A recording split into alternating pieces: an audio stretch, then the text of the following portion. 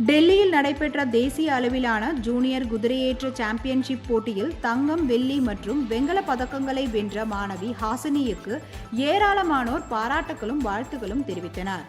தேசிய அளவிலான junior குதிரையேற்ற championship போட்டிகள் கடந்த டிசம்பர் மாதம் 26ஆம் தேதி முதல் 30ஆம் தேதி வரை டெல்லியில் நடைபெற்றது.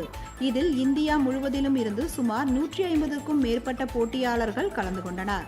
இந்த போட்டியில் கோவையை சேர்ந்த 11 வயது மாணவி ஹாசினி கலந்து கொண்டு தங்கம், வெள்ளி மற்றும் வெண்கல பதக்கங்களை வென்றார்.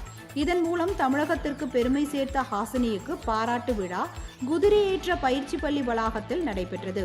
இதில் பங்கேற்ற ஹாசினி கூறுகையில் 60 சென்டிமீட்டர் பிரிவில் எவ்வாறு குதிரைகளை போட்டியிட்டு தங்கம், வெள்ளி மற்றும் 4வது இடத்தை வென்றதாகவும் 80 சென்டிமீட்டர் பிரிவில் 3வது இடத்தை பிடித்ததாகவும் கூறினார். 6 வயது முதல் குதிரையேற்ற பயிற்சியில் ஈடுபட்டு வருவதாக அவர் தெரிவித்தார்.